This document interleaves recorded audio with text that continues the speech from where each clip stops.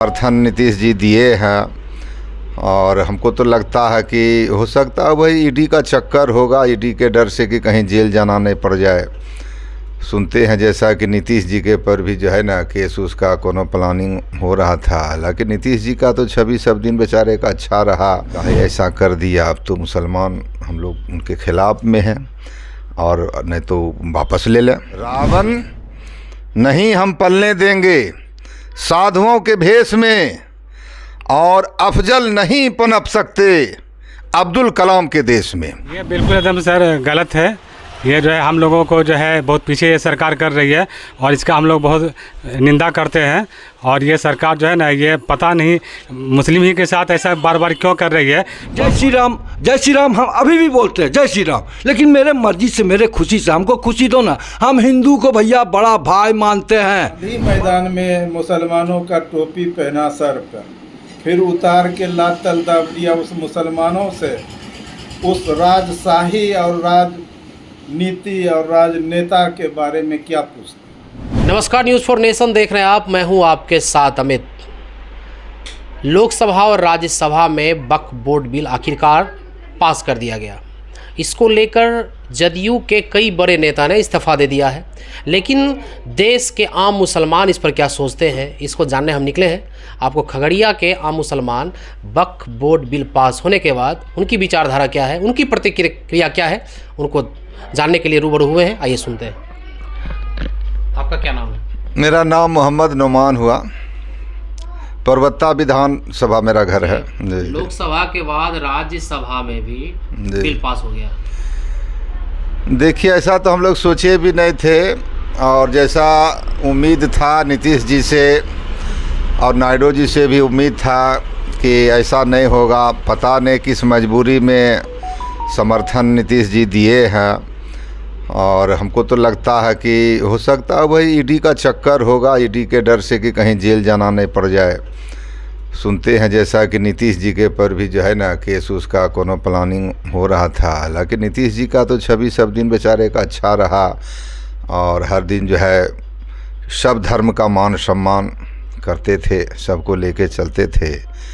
लेकिन काहे ऐसा कर दिया। अब तो मुसलमान हम लोग उनके खिलाफ में हैं और नहीं तो वापस ले लें इस चीज़ को। बाद चुनाव भी होना है। हाँ, 6 महीने के बाद तो चुनाव है ही, या चुनाव है। हम तो कहते हैं कि ये जो है हमारा जो हिंदुस्तान है, तो यहाँ हर धर्म के लोग रहते हैं और सबका मान सम्मान है। यहाँ का कानून भी लचीला है। तो हम कहना चाहेंगे कि रावण नहीं हम पलने देंगे साधुओं के भेष में। रावण नहीं हम पलने देंगे साधुओं के भेष में, और अफजल नहीं पनप सकते अब्दुल कलाम के देश में। रावण नहीं हम पलने देंगे साधुओं के भेष में, और अफजल नहीं पनप सकते अब्दुल कलाम के देश में। ये हमारा जो हिंदुस्तान है, तो ये हिंदुस्तान हमारा, तो समझिए कि यहाँ हर धर्म का मान सम्मान होता है, हमें ना। हम लोग जिस तरह से अभी हमारा रमज़ान बीता, यानी कि डिस्टर्ब किए हुआ, सब डिस्टर्ब है। पड़ोसी देश वो भी डिस्टर्ब है, जिस पर मार रहा। नीतीश कुमार को क्या कहना चाहेंगे? वो तो चले गए सर जी, नीतीश जी पर पूरा भरोसा था। आज जो चंद्रबाबू नायडू, ये दोनों का पूरा भारत पर, यानी कि जितने भी हम लोग अल्पसंख्यक हैं, या जो उनसे जो लगाव था अच्छे का, प्रदर्शन का, कि नहीं ये दोनों जो है ना, ये दोनों बीजेपी में अच्छाई के लिए, ये उसका खराब, यानी कि वो अपने फ़ायदे के लिए जो बीजेपी ये दोनों पर जो दबाव डालेंगे, तो हम लोग को विश्वास था कि ये दोनों पलटी मारेंगे। अब पहले से भी इनका चर्चा था, ये पलटू राम है, तो ये है, तो वो है। तो हमरे कहने का मतलब है, आज जो नीतीश जी को वहाँ भेजा गया, कौन भेजा? हम लोग भेजे हैं। रहा बात आज जो मान सम्मान जो आपको वहाँ मिल रहा, तो हम लोग के चलते मिल रहा है। मुसलमान आज मान लिया, जब पहले जो नारा था, जो लालू के समय में, यही नीतीश जी उसी में थे। टोटिया मेटिया जो नारा लगा था, आज लालू यादव का जो सरकार बना था, तो हम लोग पूरा एक हो करके अपना अल्पसंख्यक, सर जी नीतीश कुमार का विरोध तो अब तो करना ही पड़ेगा। और वो कहावत में नहीं है, जब कहावत में जब मजबूर हो जाता है तो लास्ट में वही आ जाता है, तेल पिलावन लाठी घुमावन, समझे ना। तो हमरे कहने का मतलब है कि आज जितने भी अल्पसंख्यक है जागरूक होइए, और जो आज जो वक्फ बोर्ड जो बिल जो पास हुआ है नीतीश जी किए हैं, या संशोधन बिल जो उसमें कुछ चेंजिंग हुआ है, तो हमरे कहने का मतलब है कोर्ट से आगे हम नहीं हैं सर जी। कोर्ट को हम भी वही आदेश दिए थे कि आप पुराना रिकॉर्ड देख करके उसको संशोधन या जिसका चीज़ है जो हकीकत है वो होना चाहिए, समझे ना। और एक बात और, हम मुसलमान हैं, रहा कोई ज़बरदस्ती कहता है जय श्री राम बोलो, भारत माता की जय बोलो, तो सर पहले भारत स्त्रीलिंग है कि पुल्लिंग है, आप न्यूज़ चैनल है, समझे ना। भारत स्त्रीलिंग है कि पुल्लिंग है, वो तो मान लिया जाए पुल्लिंग है, हाँ, लेकिन आप लोग के कहने के अनुसार से ज़बरदस्ती हम लोग भी बोलते हैं भारत माता की जय, है ना। तो आप लोग समझते हैं ना जय श्री राम हम अभी भी बोलते हैं जय श्री राम, लेकिन मेरे मर्जी से, मेरे खुशी से, हमको खुशी दो ना। हम हिंदू को भैया बड़ा भाई मानते हैं, बड़ा भाई मानते हैं, और जब तक हम लोग हिंदुस्तान में रहेंगे बड़ा भाई मानते ही रहेंगे। और नीतीश जी को इस बार इलेक्शन में पता चल जाएगा, अब कहीं के नहीं रहेंगे वो, और सब बैठेगा, हर मुसलमान बिहार का एक चुन चुन के वोट मिलेगा तेजस्वी जी को। भाई हाँ, मोहम्मद मोहसिन। वक्फ बोर्ड बिल पास हो गया है लोकसभा के बाद राज्यसभा में भी, क्या सोचते हैं इस पर? ये बिल्कुल एकदम सर गलत है। ये जो है हम लोगों को जो है बहुत पीछे ये सरकार कर रही है, और इसका हम लोग बहुत निंदा करते हैं। और ये सरकार जो है ना, ये पता नहीं मुस्लिम ही के साथ ऐसा बार बार क्यों कर रही है।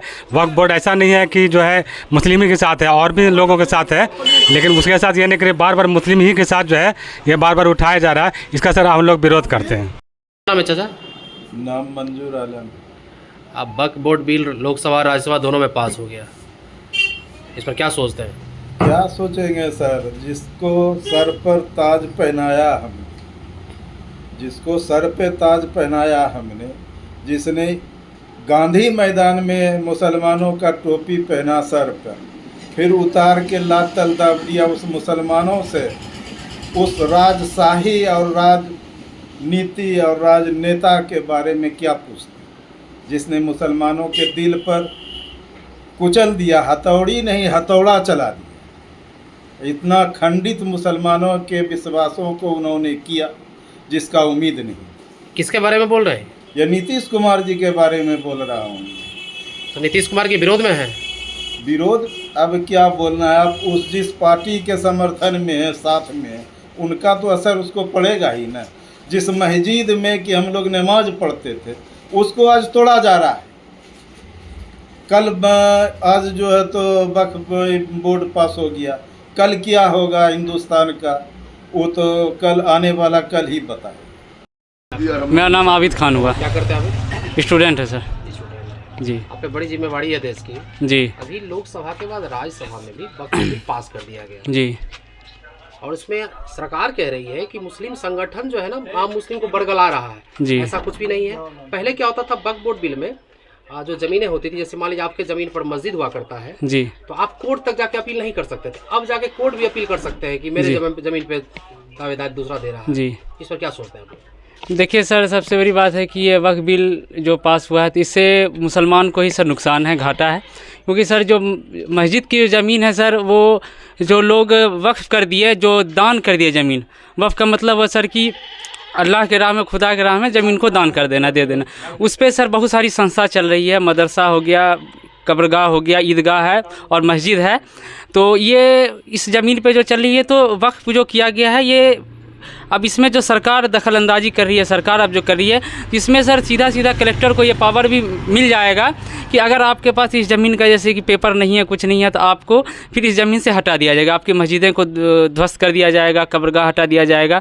तो इस ज़मीन का पेपर दिखाइए, उसके बाद आपको जो है ये ज़मीन फिर सरकार को दे दिया जाएगा, वक्फ कर दिया जाएगा। ये जो नया संशोधन होकर बिल आया है सर, तो इस सर इसके खिलाफ़ है हम लोग। ऐसा नहीं होना चाहिए। और राज्यसभा लोकसभा से सर ये पास हो गया है, ठीक है सर। तो ये एक तरह से मुसलमानों को नुकसान पहुंचाने के लिए सर ये किया गया है। वोट बिल लोकसभा के बाद राज्यसभा में पास हो गया है। देश का एक आम मुसलमान क्या सोचता है इस पर? मेरा नाम मोहम्मद परवेज़ आलम हुआ। जैसा कि हम लोग को मालूम हुआ कि राज्यसभा से लेकर केंद्र सरकार तक वह बिल को सपोर्ट किया गया। जो भी नेता, जो भी दल उनको सपोर्ट किए हैं और जो भी दल मुसलमान को वोट लेकर आज मुसलमान के खिलाफ ही उनको सपोर्ट कर रहे हैं, ये तो नाजायज़ है, एकदम नाजायज़ है। क्योंकि आज तक कोई सरकार, आज तक जब भी मतलब देश जब से आज़ाद हुआ, आज तक कोई भी सरकार इस तरह का कानून नहीं लाया था। लेकिन ये जब से बीजेपी की सरकार आई है, तो जिस तरह का प्रोपगंडा फैलाया जा रहा है समाज के अंदर, हिंदू मुस्लिम को लड़ाया जा रहा है, तो कभी मस्जिद के नाम पे, कभी मंदिर के नाम पे, ये एक तरह से बहुत ही आने वाले समय में जो मेरा जनरेशन होगा वो बहुत ही गलत रास्ता इख्तियार करेगा।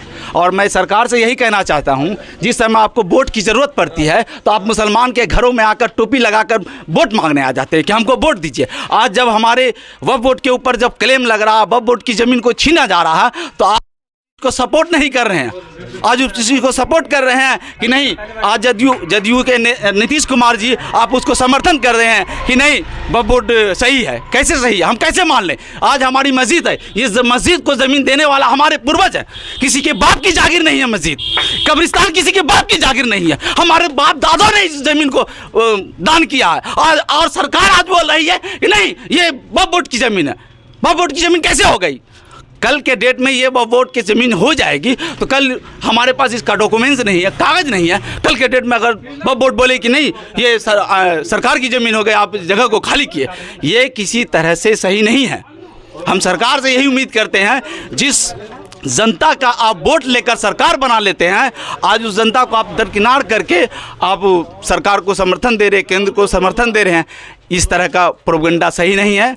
आप इस चीज़ पर थोड़ा तहकीकात कीजिए, बढ़िया रहेगा। समाज को जिस तरह से लेके चलना, देश को जिस तरह से लेके चलना, उस मुद्दे पे काम होना चाहिए, ताकि हिंदू मुस्लिम और ये मंदिर मस्जिद कब्रिस्तान इस मुद्दे पे बात नहीं होना चाहिए। सभा के बाद राज्यसभा में वक्फ बोर्ड पास हो गया जी।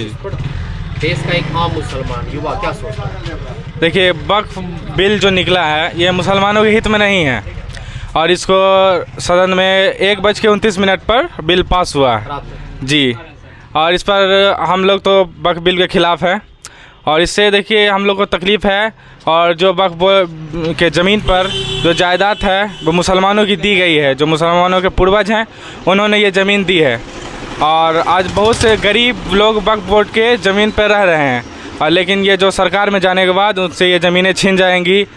और हमारी मस्जिदें जो कि आए दिन नया नया आ रहा है, कभी ये मस्जिद तोड़ी जा रही है, कभी वो मस्जिद तोड़ी जा रही है, तो ये हम लोग के हित में नहीं है, ये ठीक नहीं है।